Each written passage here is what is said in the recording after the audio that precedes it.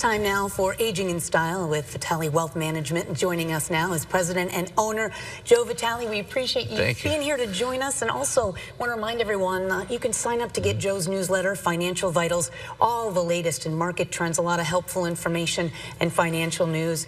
You can just scan that QR code right now using your camera app, and that'll get you access. And today we are talking about whether or not we've hit a retirement crisis. So, you know, the Census Bureau says there are more retirement age people in the U.S. than ever before. So one of the questions is kind of, what does this mean for current and also future retirees? Yeah, we saw a lot of it during COVID, where a lot of people had the forced retirement or said, you know, I'm out. And then so a lot of people did that. Some didn't realize they could retire or had to retire. And as a result, more people retired. So what does that mean? That means more dependence on their retirement savings. It means more people filing for Social Security. But what it also means is and a lot of these companies, these financial firms, understand that. So what they've been doing is they've been tripping over each other trying to attract all their money, in all honesty. So what does that mean, though? For retirees, what it means is there's a plethora of options for them. There are so many good, safe options. There are so many good income options.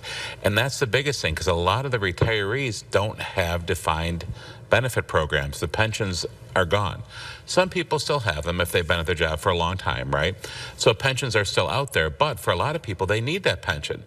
And they understand that. So there's still some great ways to get that defined income, that predictable income, even a guaranteed income.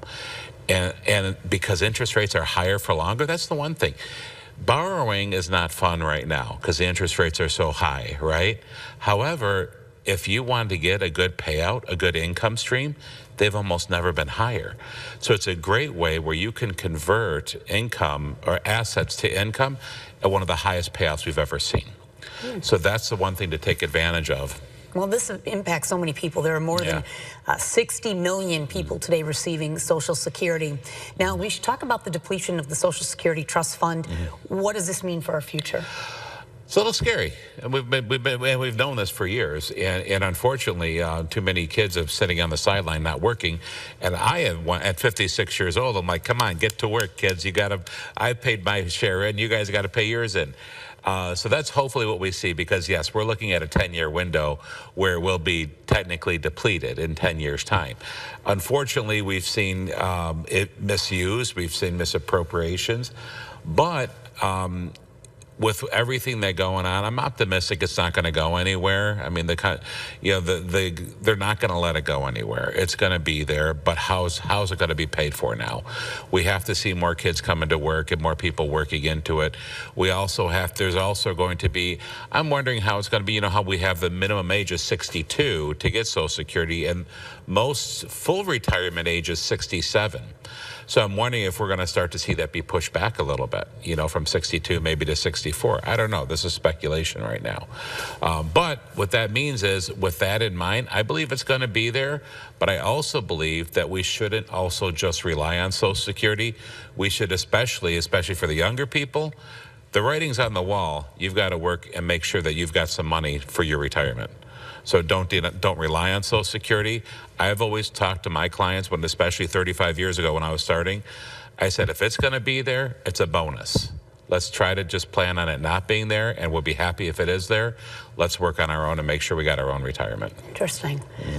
When you talk about market volatility, you know, you've mentioned it a lot. You know, how do we kind of shift and move through these dramatic times, really, if you will? Proper diversification. We always talk about proper allocation, and everybody, oh, that's a catchword, Joe. That's wonderful. But what does it mean? What it means is having money in growth, having money in safety, having money in risk and no risk. Great examples is I have many clients who are, majority of my clients are in retirement or close to retirement. So they have to they need that expected income every month coming into their account. Well, some clients, that means $1,000, $2,000, $10,000. Well, as an example of how you shift like that, when we had, let's just call it Liberation Day, right? Remember when in April the market dropped because of all the new tariffs, and everybody's like, oh my gosh, what's happening? And I only had a couple calls of people really concerned. Everybody was concerned, but I said, just calm down, it's going to be fine. But the thing is we got $10,000 a month coming out of that portfolio. If I was strictly invested into stocks and the market dropped 30%, what I did is I'm not taking 10,000 out of that account. I went to my safe bucket and I pulled it from my safe bucket for my client, and I stopped that. And then when the market went back up the next month, I was able to shift it back. That's how you shift when things happen. That's how you have to be able to pivot. You have to be able to have proper allocation, so when the market does correct or go back and forth, you pivot and have your safe bucket of money. Well, and is that kind of when we talk about retirement savings held in market traded accounts, then, because they vary widely year to year, it is still a safe strategy? Absolutely. Okay. You have to have, I'm a firm believer you have to have market-based investments. You have to have that growth. But does it mean you put all your eggs in that basket? My gosh, no. Especially the older you get, the less you should have there, because your time horizon is not there anymore. But I love to have money there, and especially if you can just peel off earnings, if you can just peel off some dividends and earnings, but you have your safe bucket of money over here, that allows this to grow. If I have your income protected, I can let this money grow without worrying. And again, you can work with accountants and an entire team for someone. So if someone wants to start and doesn't know what to do, what's the first thing? Give us a call. My gosh, we'll help out. We'll make sure that they're correct. As a holistic advisor, we look at everything. I look at tax planning strategies. I look at retirement. I look at legal, everything and anything. I look at long-term care. I'm all about optimizing returns, minimizing risk, but making sure that whether you're here, here's the other thing too. I got a lot of my clients, I love this. They say, I don't care about leaving a big inheritance for my kids, right? I want to live. Good for you. That you should, and I'll help you do that. But whatever is left, and if you can't spend it all, let's make sure it goes to your family tax-free and not to the government and taxes. Gotcha. That's the biggest thing. And if, as a holistic advisor, you're supposed to do that. You're supposed to look at long-term care strategies, tax strategies, and tax efficiency, and especially and distribution after death. That's all part of it. A lot of great information here.